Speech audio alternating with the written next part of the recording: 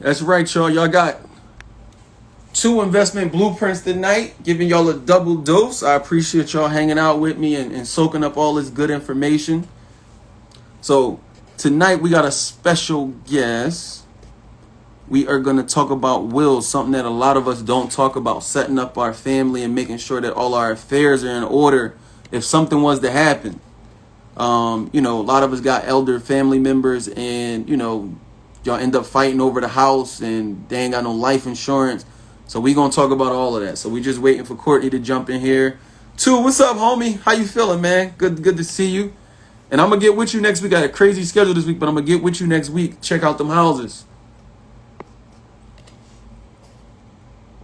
650. What's happening, bro?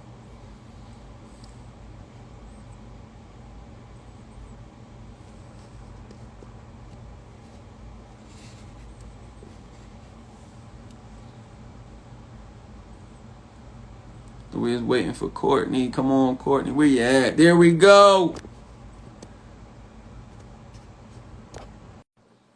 Dun dun dun dun. Property grabbers, what's happening? You got anything good? What's up? What's going on? How you? I'm good. How are you? I'm good. I'm good. I'm good. That's what's up. They was working you today. Yo, they work and it was like, what do you mean? I was like, all right, cool. I got a 7. I got an 8. I'm Gucci. They were like 7:45. I said, 7. No, no, no, No, that's how no. the devil do it sometimes. They try to throw a little monkey wrench in there. You I know, was now. like,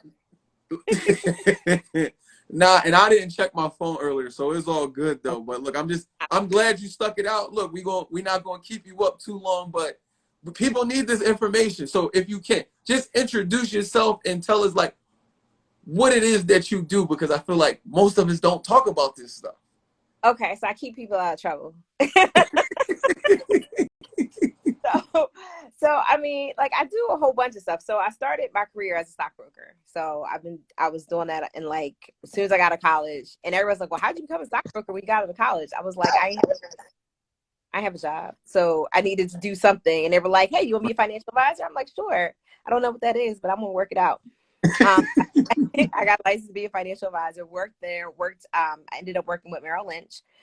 Did their high net worth advising. My average client was about $3 million.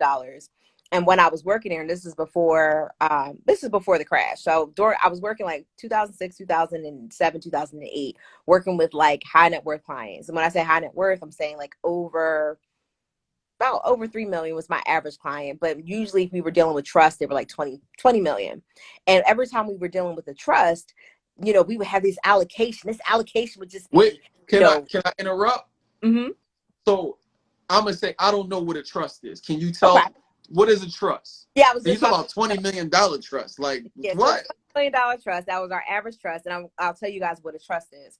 So so I'll tell you what happened that kind of got me interested in law. Like I was always wanting to be an attorney, but I'll tell you what happened, what got me like, So we would do this stuff for this. We would have this allocation, money allocation. We would have this list of stocks and bonds, and just kind of have people set up looking just like you just you open up the portfolio and just like, oh, y'all about to make some money. So we would do that, right? And so my team, we was like, yes. And we would send it over to legal. And because anytime you're dealing with a trust, so let's talk about what a trust is. A trust is basically a entity that is for the benefit of someone else. So everybody talks about, oh, a business, a business, a business. It's like a business plus. So a trust can run its own work. It can do anything that a business can do. But what a trust has is that it has beneficiaries and people that are actually getting some of the income off the trust, or they can get some of the income off the trust depending on what the rules and the trust documents say. So we would send our allocation over to legal, because legal has to check it, because like I said, a trust is a legal Mhm. entity, and they have to check to make sure that it was in the bounds of the trust. And a lot of times they would come back and they were like, no, y'all can't do this.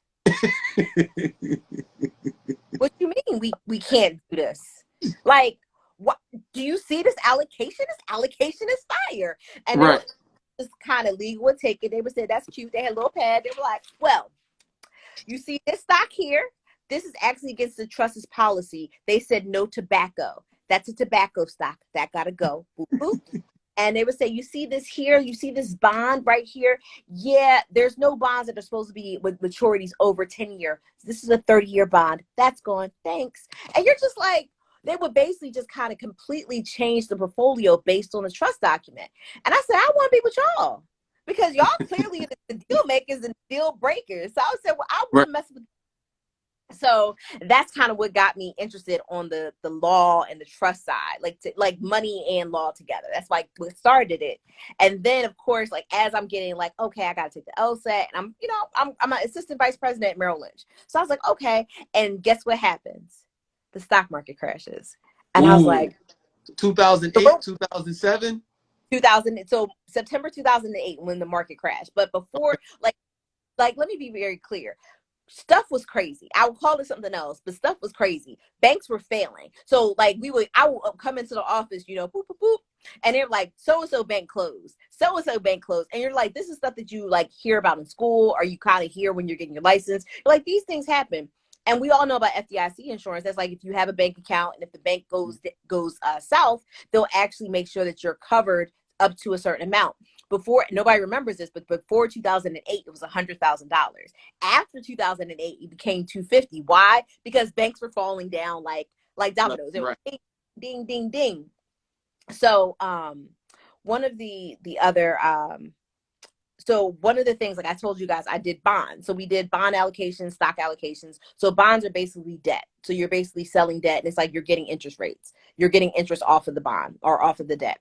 And then you have stock, which, grows over time. So we had a bond portfolio that was run by Lehman. What happened to Lehman, y'all? It fell. Lehman fell in 2008. So like imagine coming into work and you're like, all right, cool. I'm going to do this allocation. I have all these managers. I'm doing all this stuff. And then all of a sudden they're like, they're not here anymore. These people, they're not here. And I go, where did they go? They're like, oh, they failed. Failed what? A drug because clearly they didn't fall down, like clearly that did property grabbers, like they went out of business. They sure did. And oh my gosh. So like I said, like when the stock market was like, people were like, oh, it crashed, but no, like stuff around it was failing.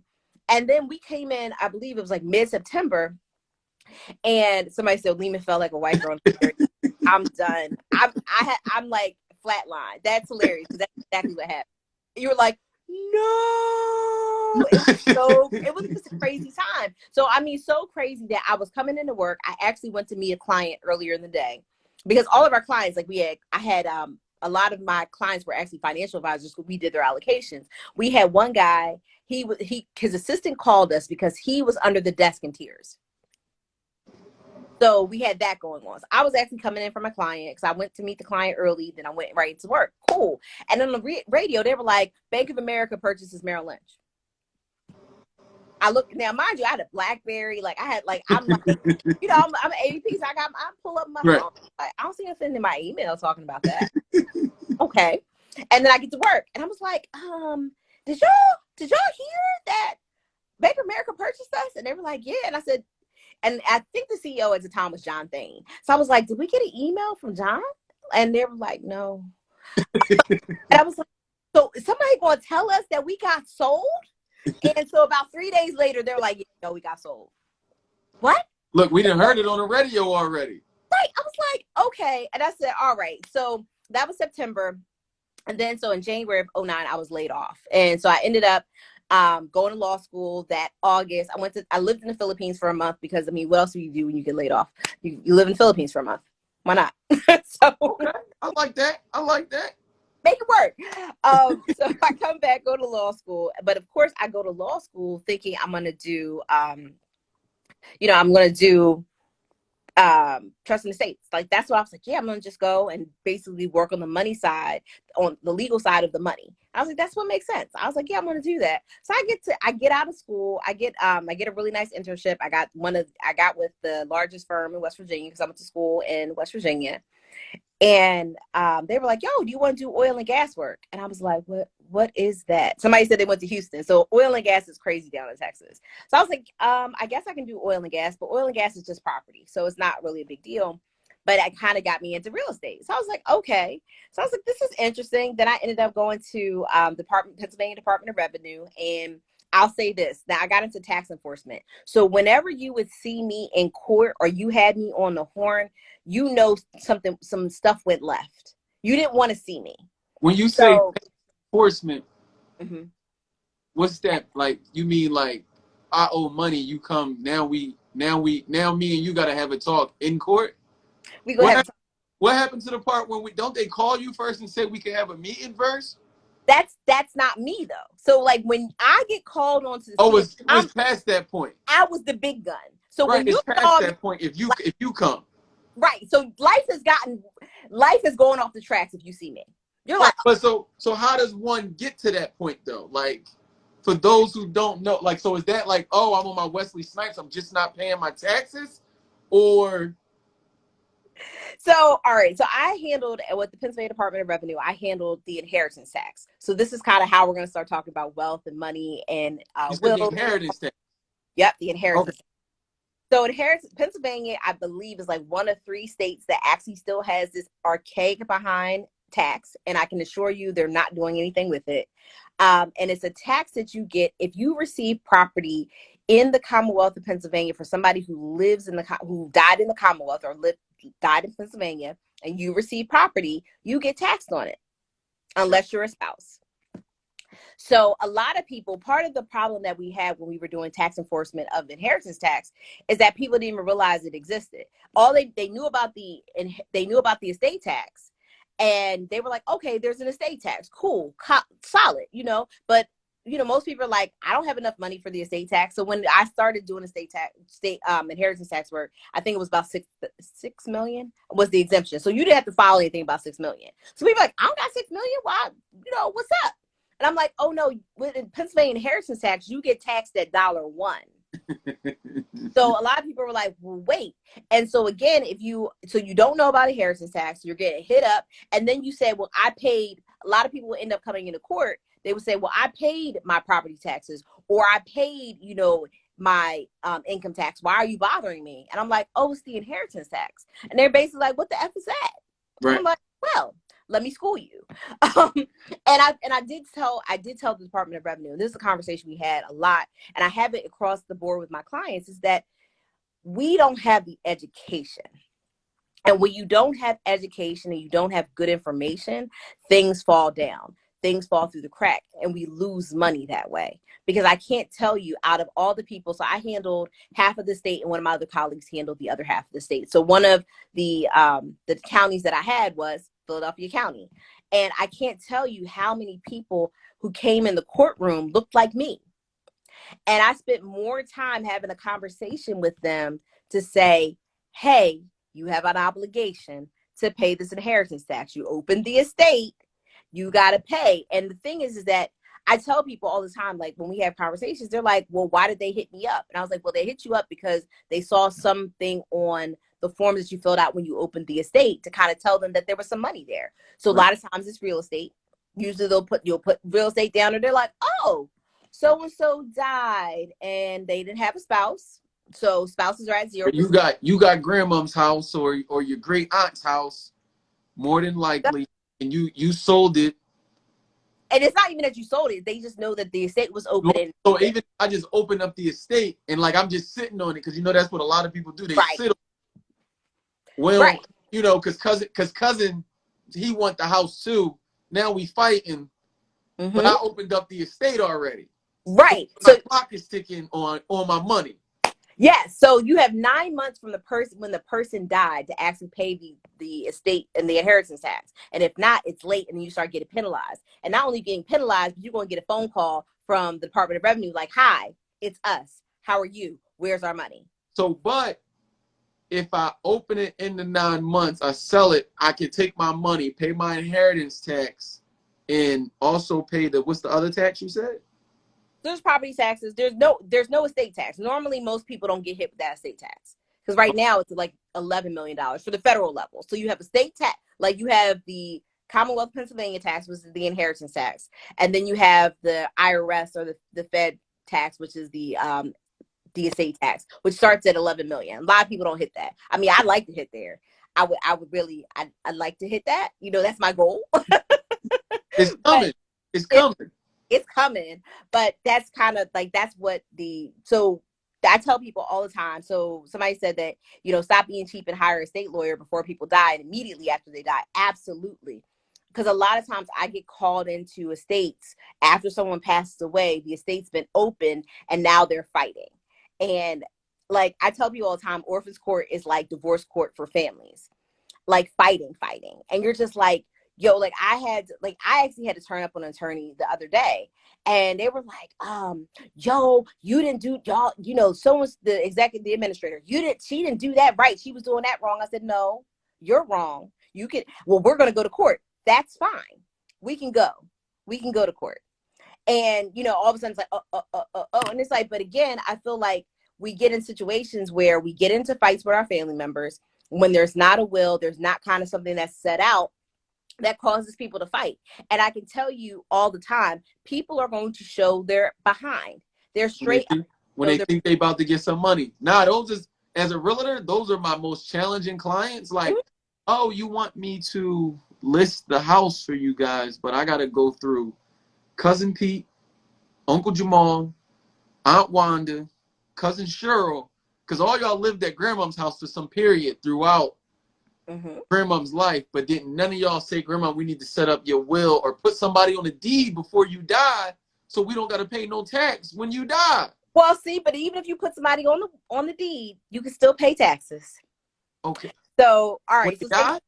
Yes. So here's the thing. So, okay. I'm even informed wrong. So tell me. So I'll give you a great example. My mom and I own a property together. We own it at joint tenants rights or survivorship. So you're like, oh, if something happens to one of y'all, the other one gets it, right? Right.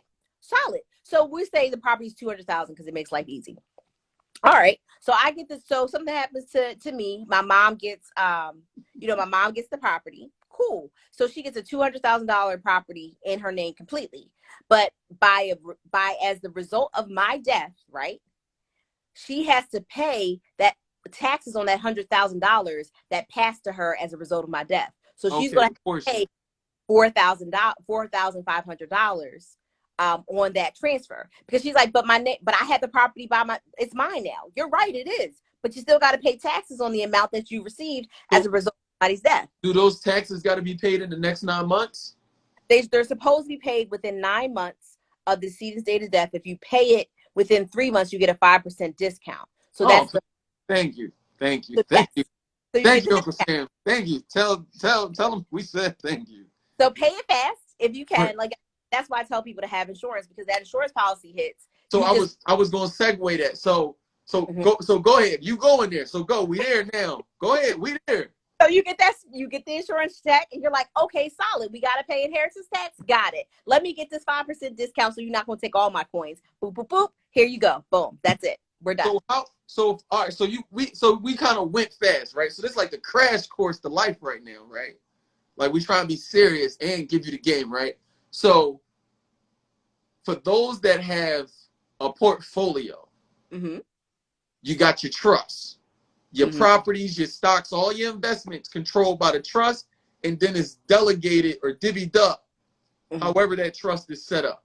Correct. So that's if you have something that makes sense. A lot of people want to get a trust before they actually have real assets to put in the trust. I'm like, oh no, baby, what is you doing? We don't want that, because there's a cost to having a trust. Trusts have to follow a trust estate trust return every year. Right. They have to file a tax return just like a regular C corp. Right. So you're like, well, do you have anything in trust? Twice and you don't got nothing, right? You don't got nothing, baby. What are we doing? Right. Not yet. Right. But you set yourself up. So you have your LLC, you have whatever business that you're doing you're operating out of. Cool, solid. You do that. And then you say, okay, especially if something happens, somebody asked about irrevocable trust. I can get to that in a second. So if something happens to you, basically there's kind of what there's called a death clause. So everything happens after death. So it's like, all right, boom, something happens to me. Michael Jackson had this. There's something that says in the trust that says, okay, so-and-so gets this, so-and-so gets that, so-and-so gets that. Kobe also had a trust And what they had to do, and this also shows you how inflexible trusts are, is that he had his youngest daughter. She was not included in the trust. And that's because she was like 2. Right. So they didn't add her yet. And again, that's why we tell people, like, yeah, you have to have a trust in the will. Like, they work together. They're like Voltron. Like, they do like this. You can have a will by itself. You can have a will by itself, and it kind of is like it works. It's not, it doesn't do everything you want it to do. Like, we call trust a control beyond the grave. So basically you can say, no, if you don't do X, Y, and Z, you don't get no money. Boom. But that's with your trust. But the will says, okay, Sam gets X, Y, Z. What Sam does with it, Sam can, like, I don't know, build a teepee in his backyard with that money. Rock out, Sam. But with a trust, you say, okay, Sam gets this money as long as Sam goes to school, as long as Sam, is basically productive. If Sam wants to start a business, there's money for the trust the trustee to write a check for that. So there's a lot of different things that can be done with the trust, but you got to have trust money. You got to have trust to make trust worthwhile. Right. So somebody asked about the irrevocable. So an irrevocable trust is a trust that cannot be changed. So you have a revocable. So think about revocation. I can bring it back. Irrevocable, once it's gone, it's gone. It's gone. It's not going anywhere. Like let me give you an example. If I have a property, I have 123 Main Street. 133 Main Street, I have to convey it to the trust. So we'll say the revocable trust of Courtney Richardson. Got it. Okay. I'm like, you know what? I don't really want 123 Main Street in this trust no more. I have other things to do. I don't want that. I can actually take it out of the trust because if I have 123 Main Street and I put it in an irrevocable trust, what happens? That property is going to stay there because I can't bring it back. So a lot of people, with revocable and irrevocable trust, what happens with estate planning is with an irrevocable, it's basically the person that conveyed the property or the grantor is actually considered to be owner. So it doesn't give you all the tax benefits that you would want out of the irrevocable trust. But the irrevocable trust isn't as flexible. So once it's basically done, it's done. So that's kind of the difference between the two. And that's why you really need to understand what the purpose of the asset is and what the purpose of the trust is before you actually make that kind of that movement. Because like I said, with the irrevocable, is done. You're done. You're done. So to go back again to tie this in, right? So, and I'm gonna tell I'm like the listeners right now. I'm learning on the fly with y'all. I know a little bit, but this is all like stuff that like me and Courtney, we talked. I was basically riding dirty. So especially once you start building assets and you don't got no protection in place, and as we see with COVID, you literally wake up and everybody's life at one point was like, yo, we don't know if we coming or going right now. You did all this hard work, even if you only got one house just for you and your family.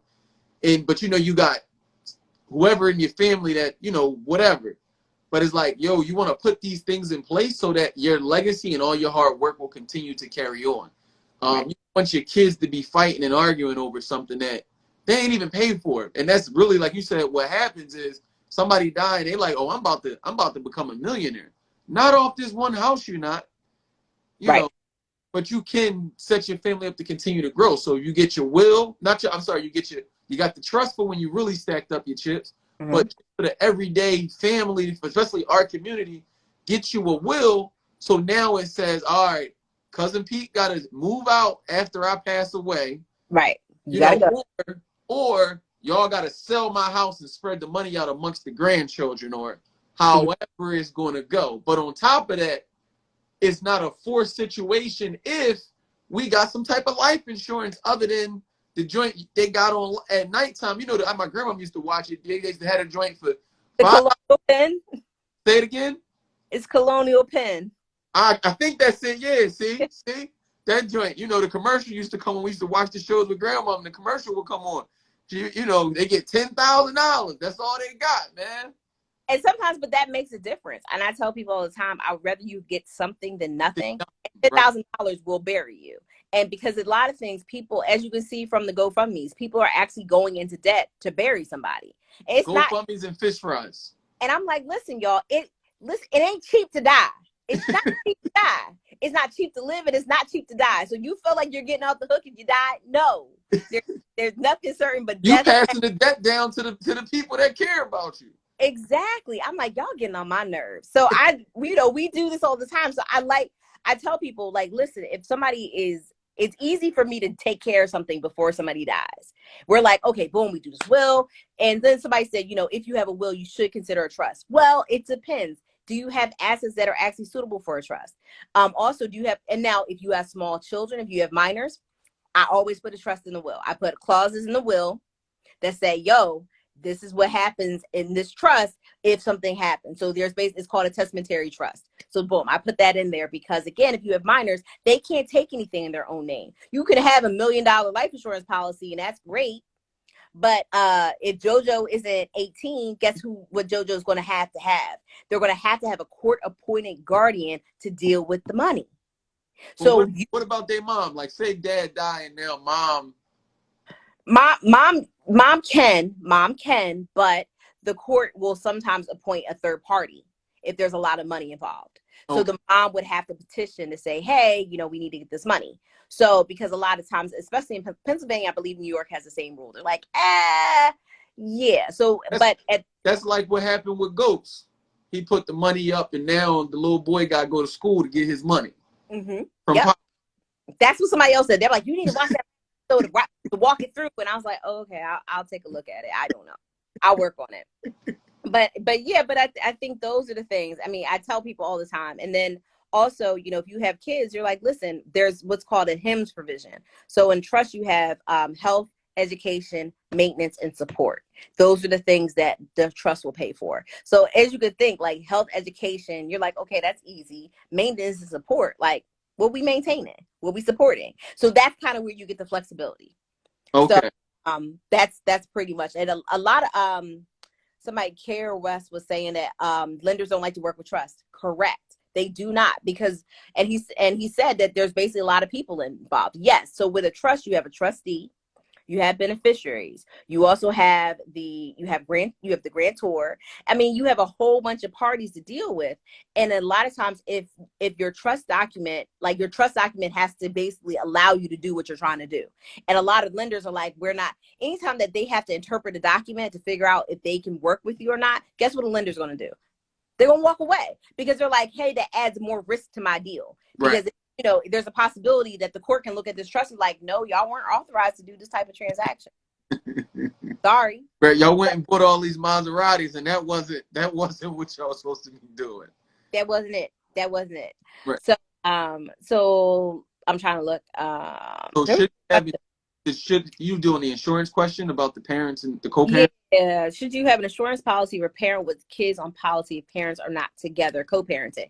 Heck yeah. So I'll say, I mean, I try to be as transparent as I can. My fiance, his ex-wife has a policy on him, and the beneficiaries are the kids. Right. So, I mean, I think you should do that. I think that's what it should be, because at the end of the day, the question is with insurance is that who's going to be injured, and we're talking about financially injured, because you can't replace a person, but who is going to be injured if this person is no longer here. So when I say that, is they saying like, okay, the kids, so he contributes to their school, he contributes to whatever extra things they want to do. They do a whole bunch of stuff. So if he's no longer there and his income is no longer there, then you have to replace it. So that's what the life insurance is for. Now, can people say, oh, I'm like Master P started a business with the life insurance he receives? A lot of people do. But at the end of the day, it's supposed Whoa, you slid that in there. Slow. You said Master P started a business with life insurance. Yeah, that's what I was. Let me just make sure. But yeah, that's what I had read. Let me just. No, so you talking about like somebody else passed away and then he took the money and started a business. Mm-hmm. So let's see. Master P built a $250 million business empire off of a $10,000 insurance check. Okay. No, so I thought you were saying like, oh, he got the policy and then he took the money off the policy, like a whole life policy. It was somebody passed away. Something happened. Nah, so somebody else passed and left him something to put him in position. Yeah, which is what we all should be doing, good, bad, or indifferent. Because insurance policies are not that expensive.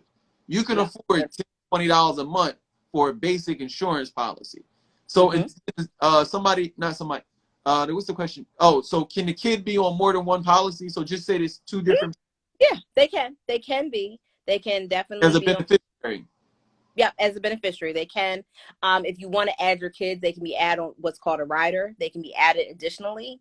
So there's a lot of different things. I don't have my insurance license anymore. Insurance does change, so I would definitely sit down and meet with an insurance broker to say like these are. And you basically remember like when you're going to these people, they're trying to solve their. You have a problem that you want them to solve. Don't get them in there selling you everything under the world, under the sky. Like, oh, you need this, that. No, you don't, because at the end of the day, if you need like basically the equivalent of a beater and they're trying to sell you a Cadillac, you have a problem. And I tell people, I see that a lot. And somebody shared, she said, Colonial Penn has to be in place for 2 years before it will pay out. So a lot of insurance companies actually had that. They say, listen, if this policy has to be in place or in force for a certain period of time before it pays out.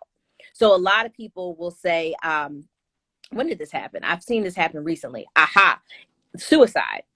So it wasn't my client. I was actually asked to consult on like a small issue about it. So there was a person who they got an insurance policy and they committed suicide maybe about a year and a half after they got the policy.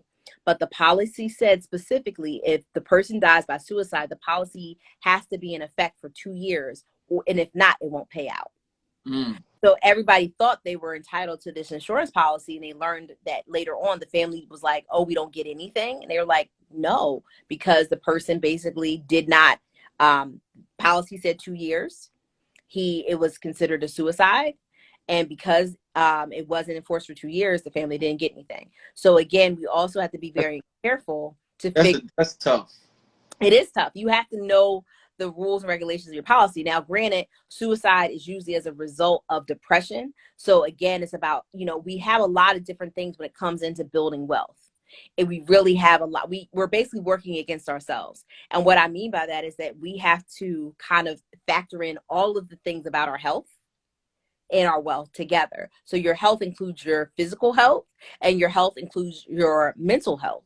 And those two things can work for you or work against you. And in that case, unfortunately, with that situation, his mental health worked against him, and it worked against not only him, but to the legacy of his family. Right. So go ahead. I was going to say, so, and the other important thing is with this is like especially with COVID, we thought we had time to get our affairs in order. I talked to you about that. Mm-hmm. And then wake up one day and it's like, oh shit, like I needed it yesterday. Mm-hmm. Mm-hmm. Like, no. So like, for those of you on this live, get your circle together, your family, everybody, like, yo, y'all put money up for cookouts, barbecues, to go on trips. Just sacrifice one of them situations and everybody get a policy for mm-hmm. the circle. So, your mom got one, your dad, your grandpa, especially before you get old and then health conditions take place. Mm-hmm. You can't get a policy with certain health conditions. Facts.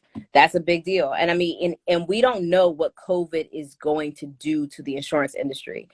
So I will share this is that one of my friends was getting an insurance policy. The first question they asked him was, have you tested positive for COVID?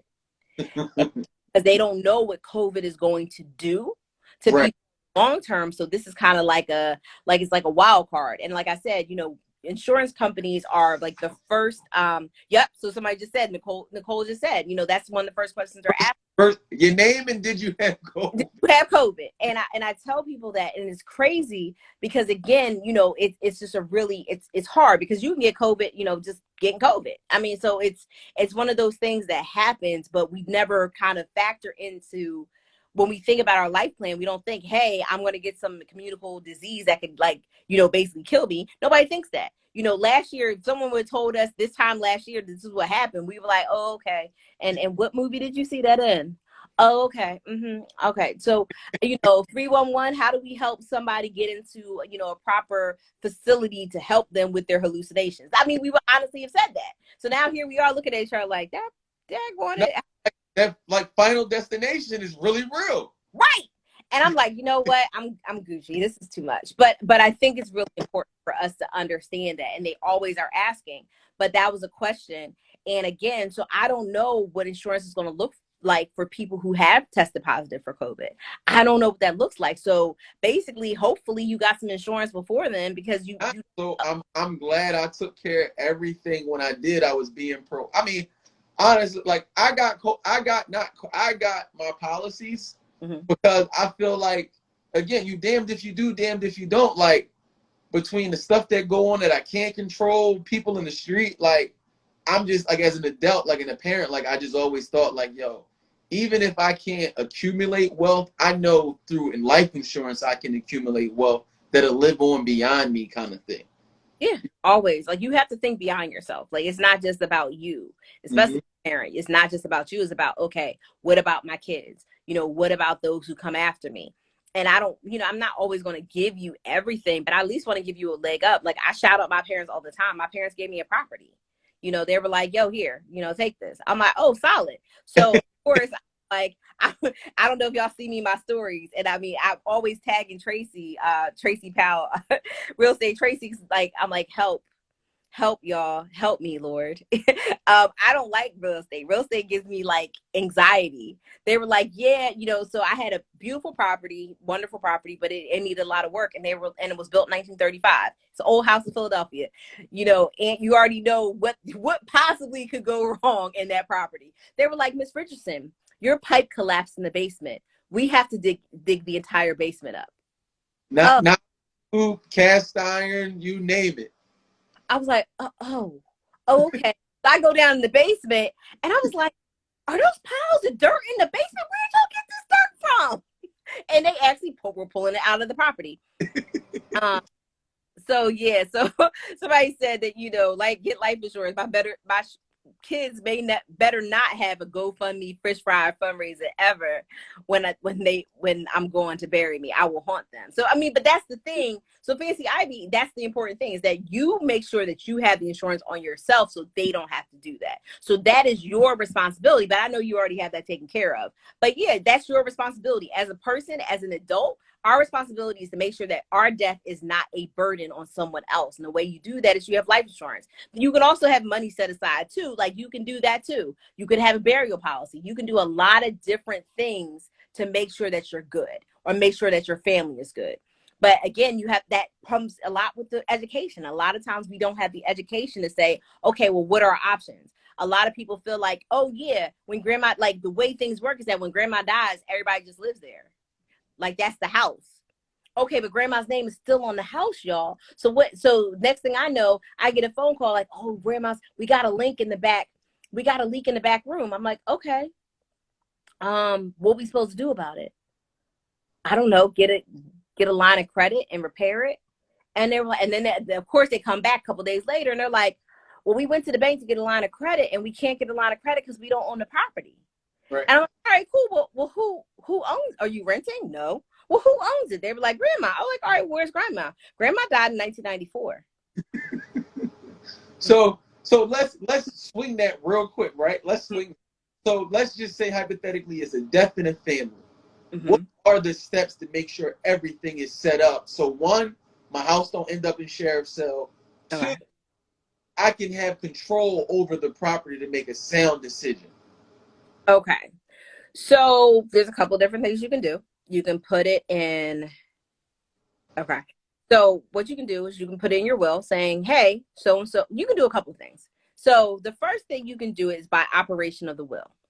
And operation of the deed. Let me clarify. You can do it by operation of the deed. And you're probably going, what does that mean? So I think earlier I said that my mom and I have a property together, joint tenants rights survivorship. So if something happens to one of us, it goes to the other person. So that's one way to deal with it. Okay. So then the next thing that you can do is you can have a will. And the will says, when I die, this property goes to so-and-so. Or this property is to be sold and the proceeds distributed. Okay. The third thing that you can do is you can put it in what's called a residential trust. Now, that's fancy stuff.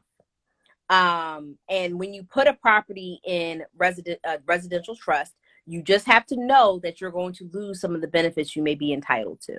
So what does that mean? So everybody know, if you live in Philadelphia, you live in your home, you probably have what's called the homestead exemption. The homestead exemption, the rules and regulations pertaining to that, it's a Commonwealth or a state it's a state legislation, and it says it's for people. So a residential trust is not, remember, it's an entity, it's not for a person. So guess what happens to, once a property goes into trust, what happens to that homestead? It goes away. So your tax go up, and that's okay, but you have to know what the implications of whatever you're doing. So like I said, you have the ability to do operation of deed, D. pretends to right survivorship. You have a will. You can do what's called a residential trust. You can do all of those things. But you have to figure out what works for you and your family. And that's when you have a conversation with me, an attorney, and you say, hey, these are the things that I'm trying to do. These are the things that I have going on. What do you think is the best way to do that? And that's kind of how we work these things out. So I'm looking at the statement. Ask a question. Yeah. So I'm just saying, so say such and such passed away. I live in Philadelphia. We got so we go open up the estate. We got to go down to the register of wills. Yep. And I could do that on my own, or do I do that with you? So I would probably go to me. And the reason being is that, like, measure twice, cut once. We know that. I mean, I'm not a contractor. I've seen them at work. You keep saying you don't like real estate, but you know all the stuff. I do. Listen, it stresses me out when you see piles of dirt in your basement that weren't there before. You're like, whoa, where did this come from? And then I came up to the house. They had to waterproof the side, like there was water coming into the basement, so they had to dig up the side of the house. Right. This dirt come from? And they were like, oh, we had to dig up the side of the house. And I was like, time out. And then my fiance was going in the house for something, and he was like, yo, these squirrels came out the basement. I was like, you know what? I'm good.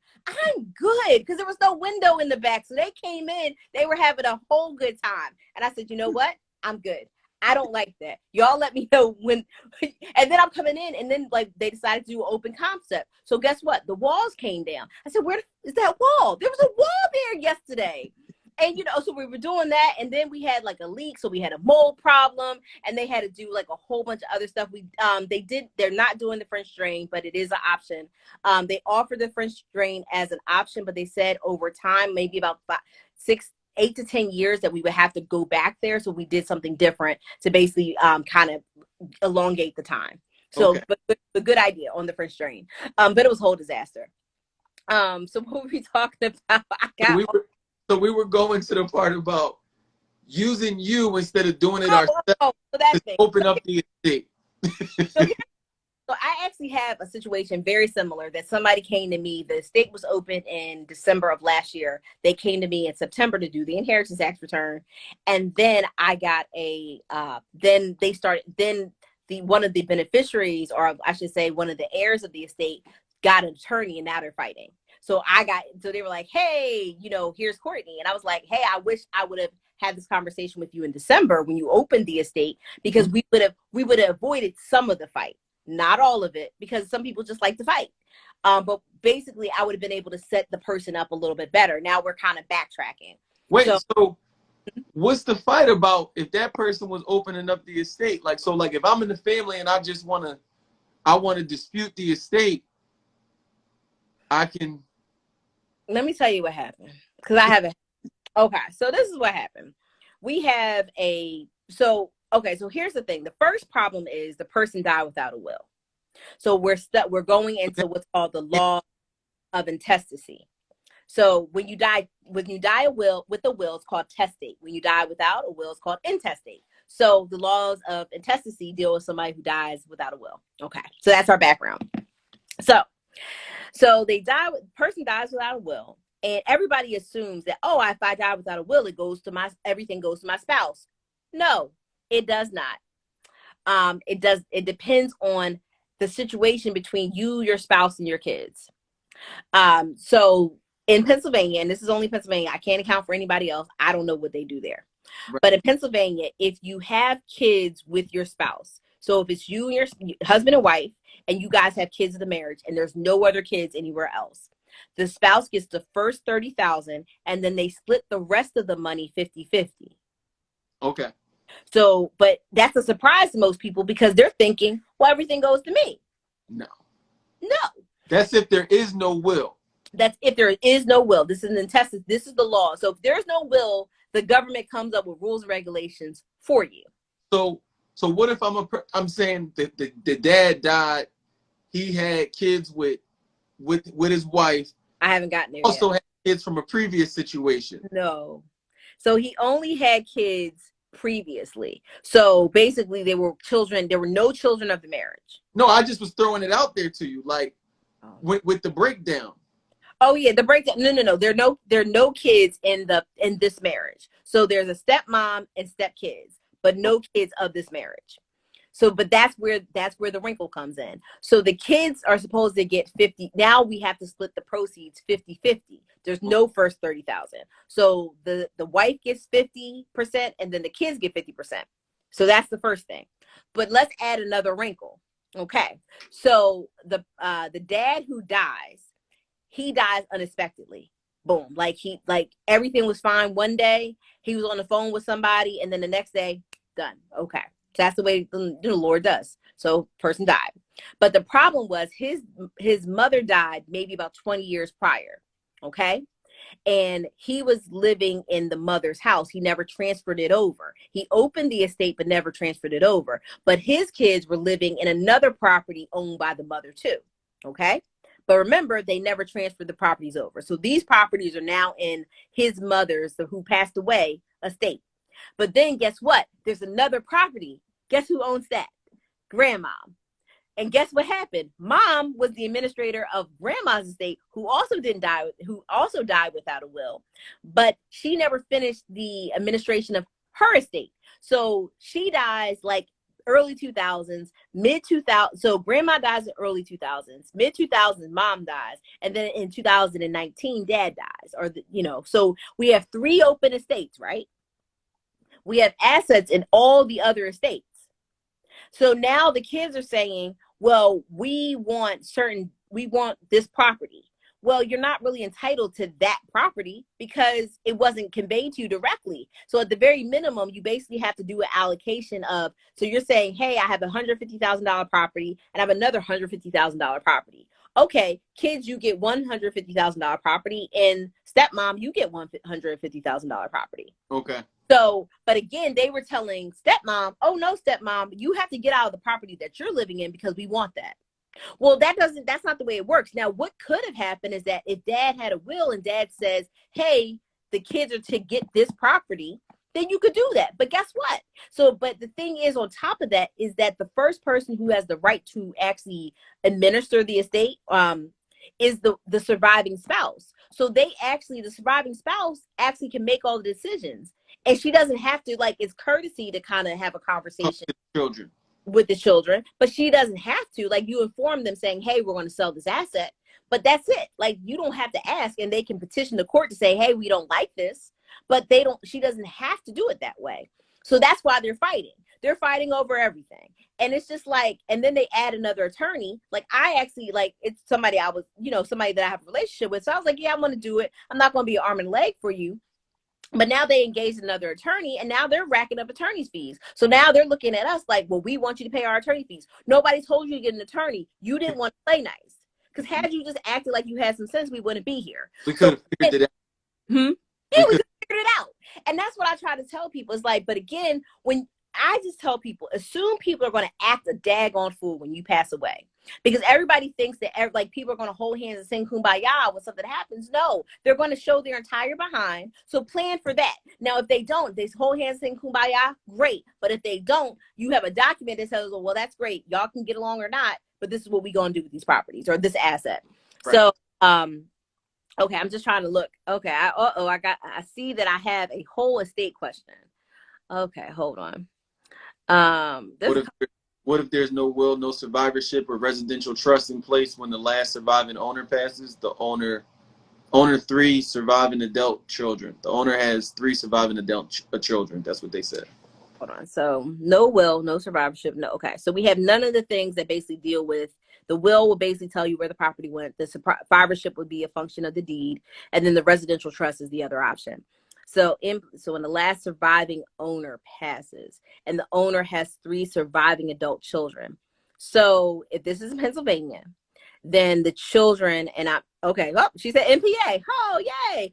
So without more information, this is based on what you're telling me, and if I understand this properly, there's 3 surviving. So, mom and dad own the property, both mom and dad. So we'll say Mr. and Mrs. Smith. Mr. and Mrs. Smith own the property. Mr. Smith died 10 years ago, and Mrs. Smith died earlier this year. So now Mr. and Mrs. Smith actually had 3 children. So if that's the case, then all 3 children have a third interest in the property.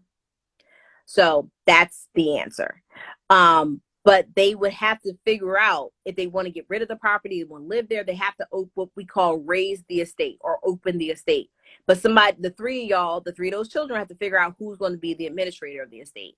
And the other 2 have to basically sign what's called a renunciation form to say, hey, I'm okay with this person doing this estate. Decisions, right. So, and that's what happens, but they're entitled to a third of the proceeds.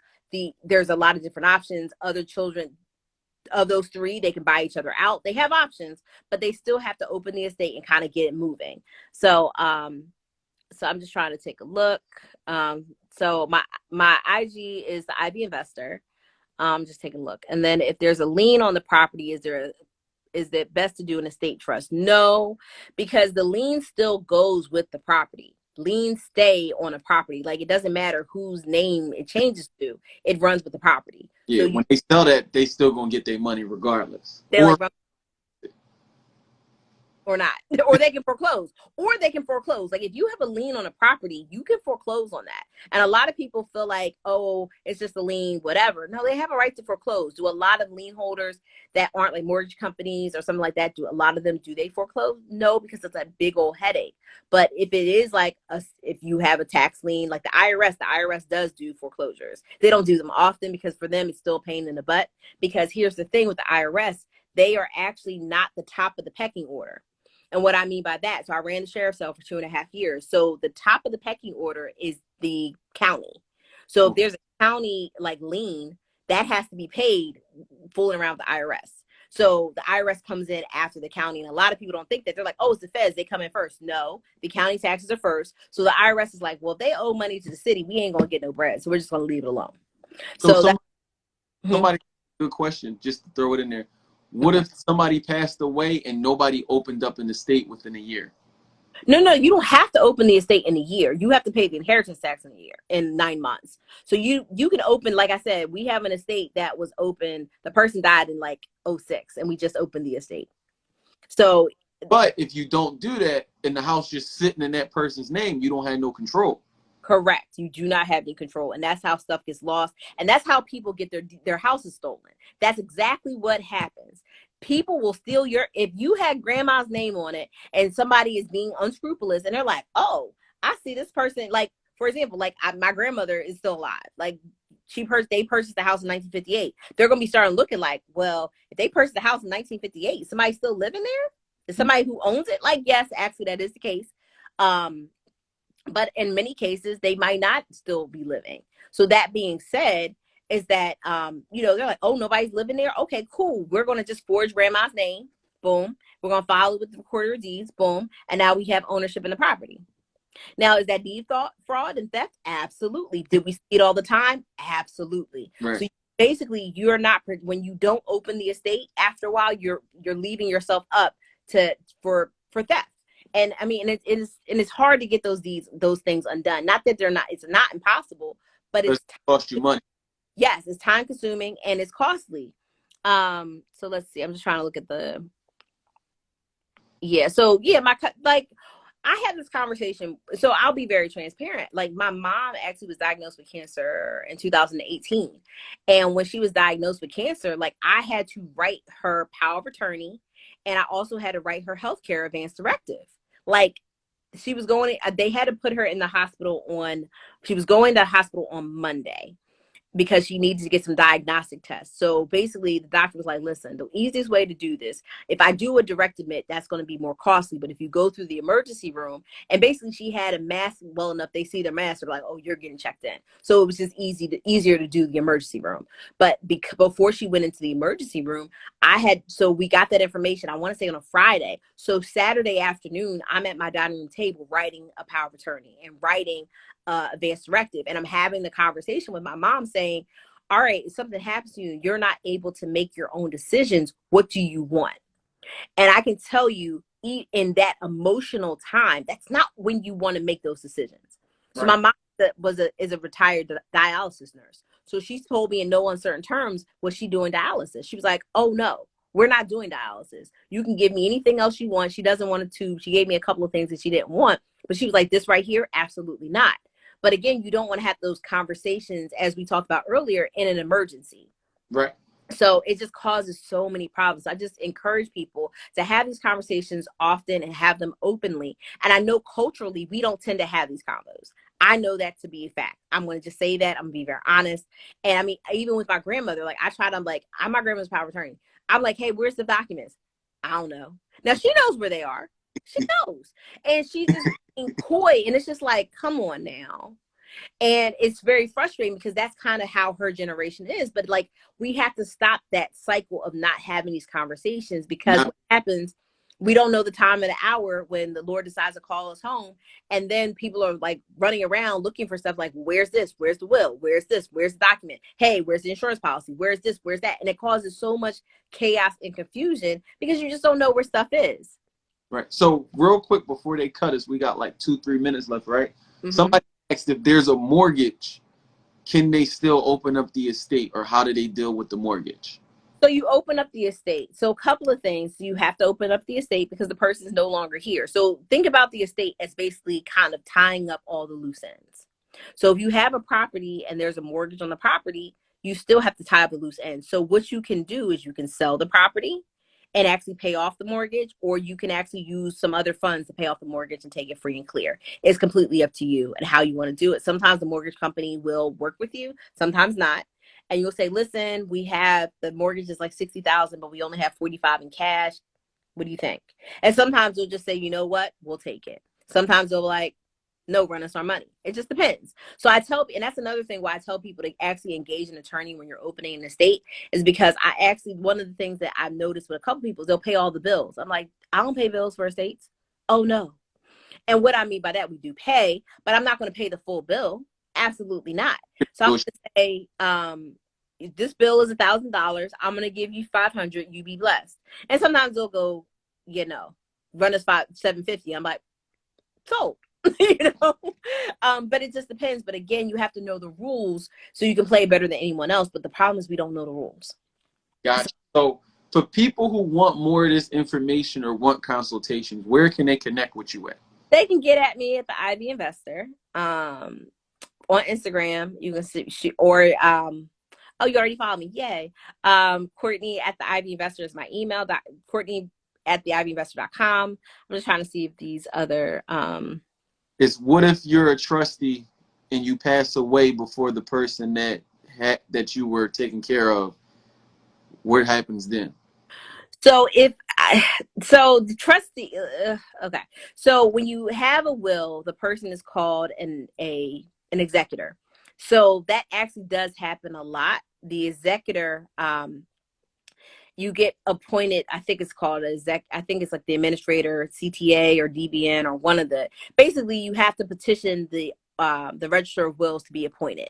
So for example, in the case of the one that I was telling you guys about, when the mom passed away, when the dad passed away or whatever, he was the administrator of his mother's estate, but he's not there anymore. So his wife, who was the surviving spouse, was able to become the administrator, but you have to petition the Register of Wills to do that.